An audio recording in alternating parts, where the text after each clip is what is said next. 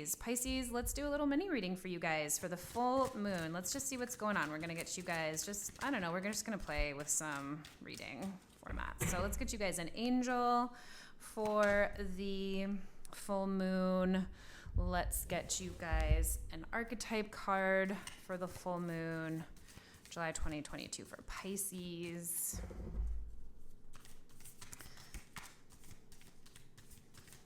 July 2022 for Pisces. And then let's play with the Deviant Moon deck. I love this deck so much. It's such an awesome little moon deck. And let's pull you guys 4 cards. So this first one is going to be where you are currently. How are you feeling at this new moon, Pisces? Where you are currently. And then full moons are always sort of about completions, things blossoming, coming to fruition. So what's blossoming for you guys? What's coming to fruition? What's going to be good for you guys to release? What's ending? What can you let go of this full moon cycle? And then in that space, what can you build? Kind of leading up to the next moon. And then we'll do a 3-card pick at the end of each little mini reading. So if you guys have any questions for the full moon or want something answered, we'll do that at the end. Okay, so your angel card, Pisces, is friendship. Lean into relationships, lean into parties. This is also like such a Pisces feeling color for me. It's like swim in your own energy, Pisces. Feel the sweetness of those around you. Lean into support from friends. If there's someone you've been thinking about, feel free to reach out. I'm feeling like this could also lead to like relationships for whatever reason. There's like this loot here. What a sweet time to just be marinating in the goodness of friendship. And then archetype we have for you is the mystic. Oh my gosh, that's gorgeous. So transformation, seeing into the unknown, maybe seeing things that you haven't been able to see. The mystic is really a character or an archetype that holds the larger view, things that we can't see for ourselves. Mystic, I often think of like speaks in riddles, but that's because they understand things at a larger level than like we ever can, right?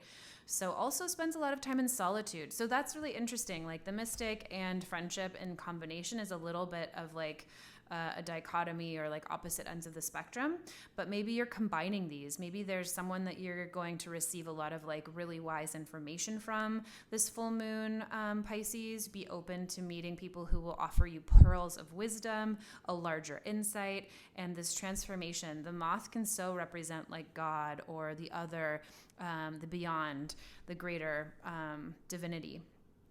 So no big deal, Pisces. As always, just going deep.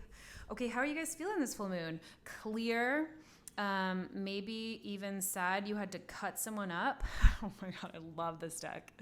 Queen of Swords in this deck is just, she's sad. Look at that tear that's like literally coming out of her eye. So this could be you guys feeling very clear about something, but maybe that clarity doesn't feel good to have to communicate, or maybe you're having to set some boundaries. What's coming to fruition for you guys? Queen of Wands. So coming into your power. So that often happens for us, right? When we're very clear about something, and maybe it's a time we haven't set many boundaries, but we do, and maybe some friendships leave or some friendships like rearrange. So this could also be really checking into your relationships. Queen of Wands is like you standing in your power, you being a leader, you leading from your heart, you taking no bullshit, you knowing exactly like when to throw this spear, you being very clear on like your passions and leading from a really beautiful place. What is going to be good for you to release this full moon?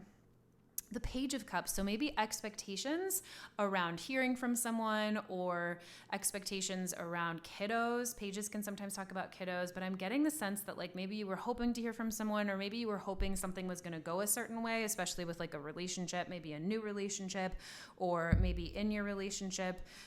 This tale is really sticking out to me, diving away, diving deep. It's time for you to go deep into your own answers, Pisces, and release the sense that like you might be saved, or you might be swept up by someone, or if you're like waiting for an answer for someone, it's time to like release the expectation that that's going to be your answer, even if they come out of the woodwork, even if you do hear from them. And what will be good for you guys to start building this full moon, start to bring in after your release the energy. The Tower. So starting to rebuild. Maybe there's already been some kind of tear here or some kind of situation where you had to set some boundaries, and as you're moving through this full moon, really stepping into your power, really deepening your sense of self, this could be a time when you after maybe like moving through some expectations, you're really starting to come into a time where you're rebuilding. So something's like fallen apart, something's really, the foundation wasn't right, it's crumbled. This could be a good time after the full moon to look at what values do you have, like what do you want to start to rebuild? Ooh, Pisces, juicy. I feel like there's a juicy story in here. Okay, so I'm going to lay 3 of these out, and we'll do a 3-card pick for you guys. So if you have a question, if there's something you want answered, you can take a second if you want to pause the video. You can pick card 1, 2, 3. You could pick all of them if you want another mini reading, but I'll give you guys a second. And these cards can sort of individually be an answer to something that you might have a question for. So card number 1. The Empress. So the Empress is incredibly fertile. This is going to be coming to fruition. This is money. This is relaxation. This is absolutely just overflowing with abundance, with health, with wealth. So whatever this is commanding. I love how there's like so much feminine energy here too. So this is coming from a very relaxed place where you are tapped into spirit and things are like working out for you. You are absolutely in the flow. So whatever question you might have posed to this card, this is like a yes. This is a commanding presence here with the Empress. Card number 2. 2 of Rods. This opportunity might not be the best one for you, or you might want to wait for more information on this one.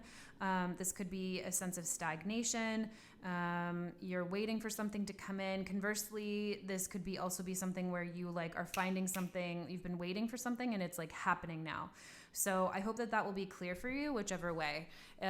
This either is like an opportunity that you don't want to take, or this is something where you've been waiting and all of a sudden if a door opens and it feels really right, it feels like it's aligned and you've been waiting for it for a long time, go ahead and go for it.